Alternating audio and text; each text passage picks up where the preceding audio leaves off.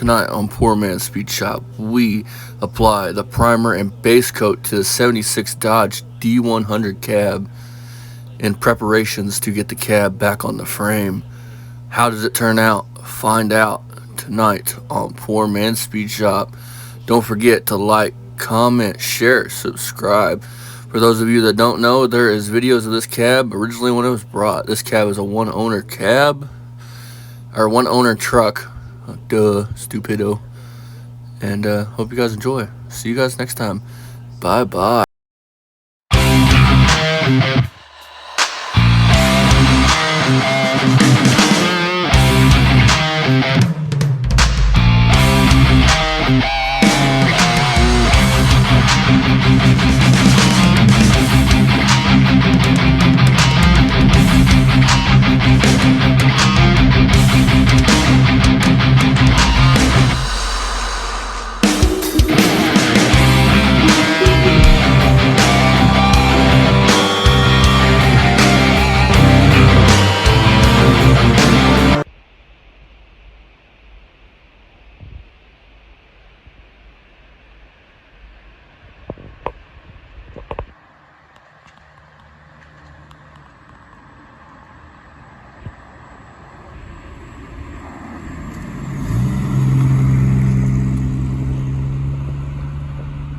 Alrighty, you guys. So this cab's getting ready to be painted.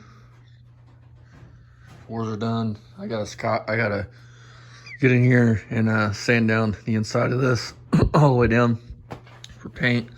Backside's good to go. So next time you guys are gonna see us, we're gonna be spraying this. So yeah. Alright, you guys. So primer is done on this.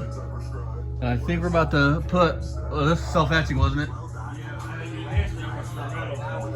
So this self-etching, this stuff here, it's 3-in-1. So you get a sealer, you get a whatever you want to call it. I can't think of it right now. My mind's clogged with paint fumes. So then we're getting ready to put what's after self-etching. What's the next primer we're putting on it? So stay tuned. I'm not gonna bore you guys with the sanding on. If we do body work, I'm not gonna video sanding. That would be a long ass video. And frankly, when it's sanding out imperfections, like I just had to do, because our cheap Harbor Freight guns, it's not something I'm too thrilled about having to do. So yeah, next time you guys see us, we'll be spraying color on it. And then we still got to do the fenders, and we doing the bed and the doors. Huh? We doing the bed and the doors. So yeah, stay tuned, you guys. Well, spraying the first coat of not self-etching, high build. So yeah, bring you guys back when we're applying color.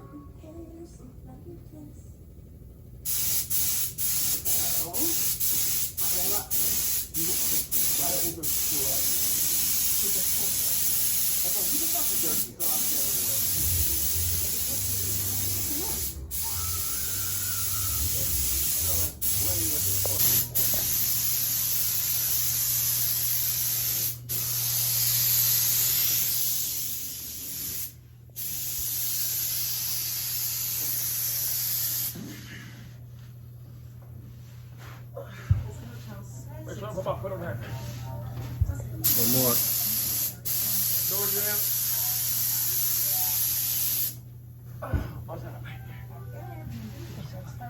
So far, so good.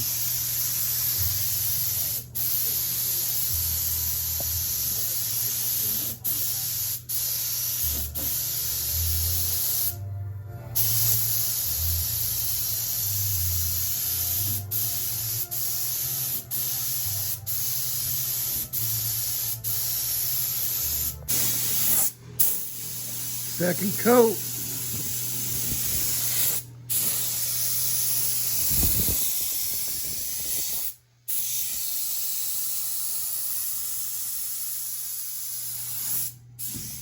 Alrighty, you guys. So we are. 2 hours later.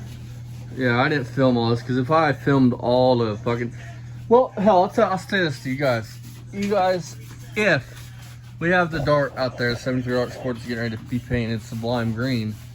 If y'all want to see a body working video of us just sanding and the whole process, we could time lapse it. We could time lapse it if you want to see it. Drop down in the comments. But here's what we're getting ready to spray this thing. Yeah, that's the mix ratio. So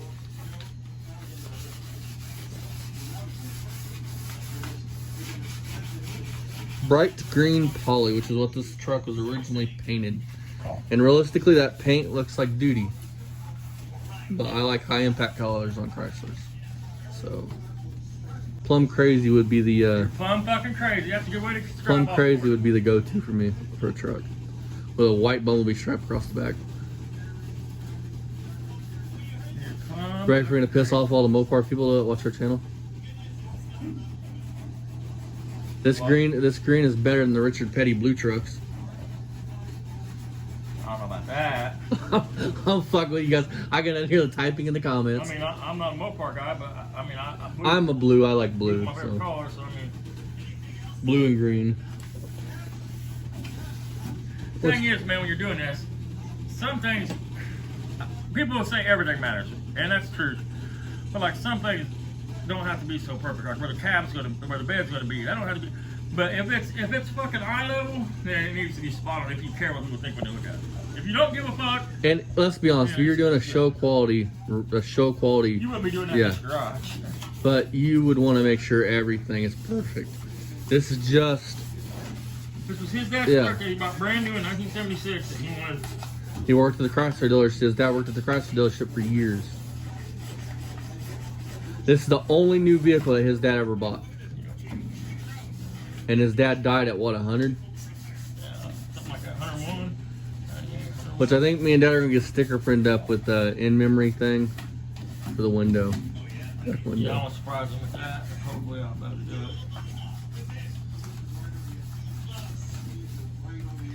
His dad loved this truck. I mean, his dad beat the tar on this truck, but his dad loved this truck. Working, I mean, yeah. He did not treat it like a new truck. The original frame was wiped out. Yep. But with that being said, they're cool people. This would be a brand new truck. I mean, literally the frame, everything in that frame is brand. I mean, every bushing, tie rod, fucking bearing is all brand new on the motor. Shocks, fucking. So it'll be like a brand new truck that rolled off the line in '76. What it'll be like. 76 technology, brand new.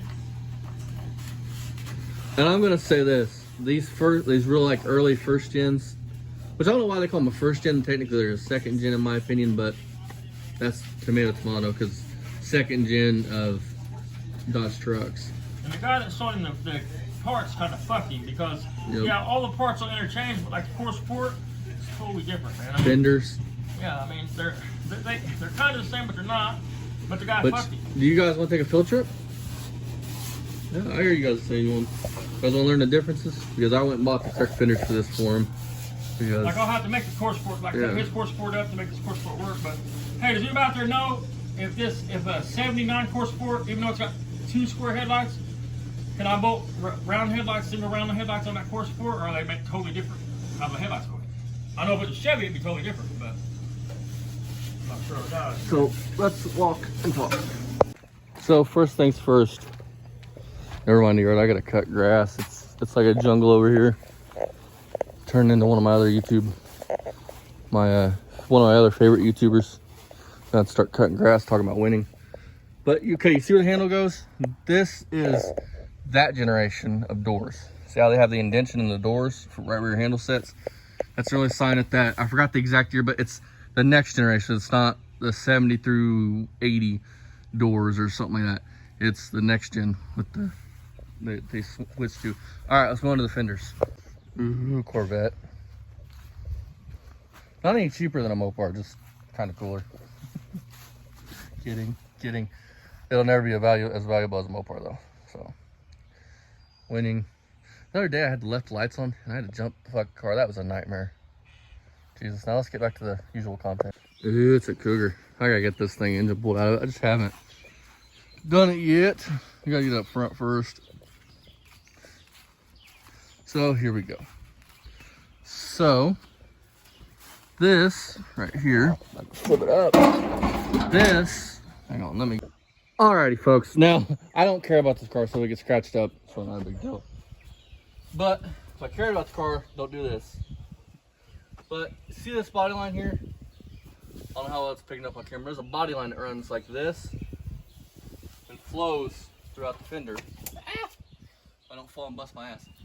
So this body line, here in a minute I'll show you guys the bed, transfers on these early ones.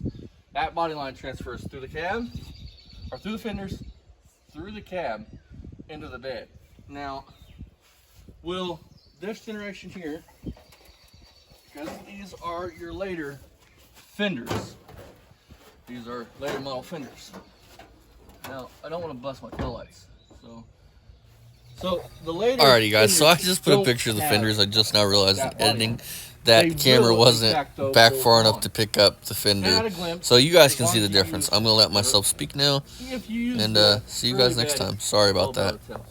Winning. Every part will bolt on. Every part interchanges for these trucks. Whether it's a door, a fender, a core support. There's variances in core supports. Remember that. But you don't have this body line in this style of fender. Plus, these later ones had, this Ford has it, these impact strips that I'm taking off this Cougar because they look stupid. But you can bolt any fender on any of these first gen Dodge trucks, no problem. They'll do it. Problem is body lines. Remember that. And the doors interchange, but somebody like me that actually knows them trucks and actually, I like learning about this. So if you guys know any cool kinks about these trucks or any cool like things, let me know in the comments. I love learning about first gen Dodge trucks. They're my favorite truck of all time, really. Especially this year. This year is the best year. The body lines are awesome. The dash in them, badass. I'm getting a whole right there, but they have these impact strips, so everybody will know the difference if they know their first gen Dodge trucks. Now, will all the people that don't pay attention to stuff know this? No. And let's face it, these fenders in rust-free condition like this are getting hard to find and they're expensive. I think you can buy these new. I'm not too sure on that, but I think you can buy them new, which is the way to go. But this was cheaper. I paid $50 or $100 for both fenders. And with that being said, this will actually, I didn't care.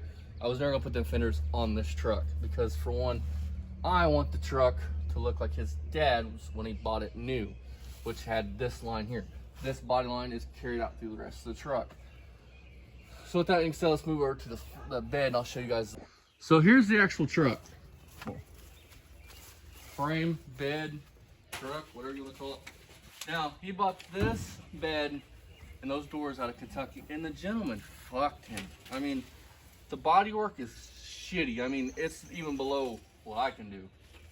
And I'm no professional, but I can do okay work. This is low grade. I mean, the paint's not even really adhesed to the bed, so we gotta go over this bed. But as you guys can see, the body line here, that body line, like I said, is transferred through your cab, through your fenders, and completes the look of the truck. Now, these, I can't remember, somebody will correct me if I'm wrong, but from like, I don't know, 72-ish through, I think, 80. I'm not quite sure on that, but somebody will correct me if I'm wrong. Now, watch the jackass as he struggles putting on a respirator. Oh shit, man. Worn out, broken ass fucking. I'm gonna put it on backwards. I only got 2 fingers on this damn hand, Austin. Yeah, well, it should take that damn long to figure it out. I'm gonna set you guys up on time lapse. I'm gonna step in the house because I really don't want to be breathing in this shit. With asthma, I only have 1 respirator. So, bring you guys on time lapse. Austin, I am your father. Alright. When he moves on, where he moves on to next, we will change the angle of the angle.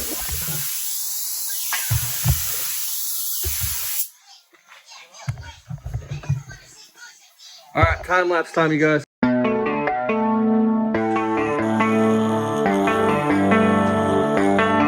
Baby, read the fine print. I've got baggage and it's all Gucci. Don't get too attached to me. Everybody act like the answer. One love like in the movies. Wasting precious time assuming.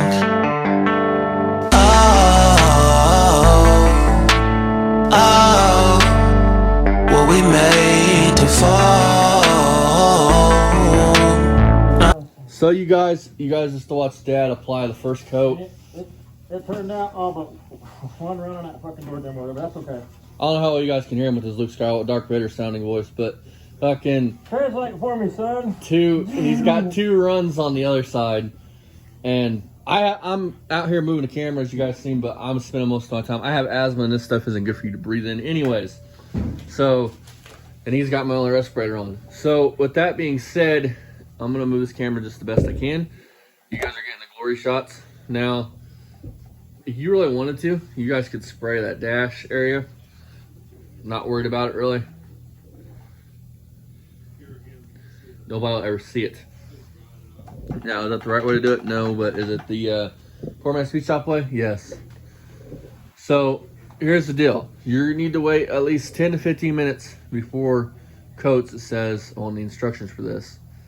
And then a minimum of 20 minutes and a maximum of 24 hours between the paint and clear coat. So this is a base clear, which means you have to use clear coat. Why, is that all you got? Jesus. So in my paint, you guys, because the next thing that gets moved in this garage is the dart, and that is a 1-step paint. So we'll see how that works. I want to make clear, I am no painter, I am no body man, I am no expert on anything. So No, this paint should cover this with no problem. Just a little bit I'm doing, but I waste probably more than I get on the car. You know what I mean? And I want to point something out. If you guys see any imperfections in the back, that was all me. So time lapse time. And if I'm better off alone, breathe and embrace it on my own. And if I'm better off alone, I'll breathe and embrace it on my own.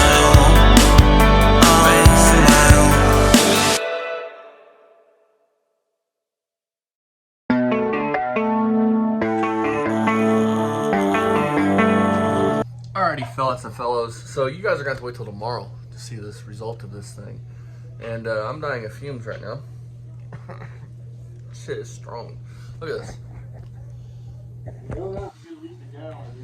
You have to get a gallon. A quart doesn't do a full cab, but I kind of knew that. I mean, I'm not like the best painter in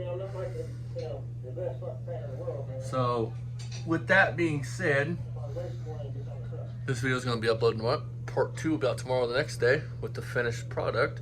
But let's walk around and see what it looks like right now. What do you say? And yes, I look like Psycho because it's actually sanding dust. I'm actually going gray now. So, not horrible. I'm just going to make this really quick. Looks pretty good. Pretty good. Pretty good.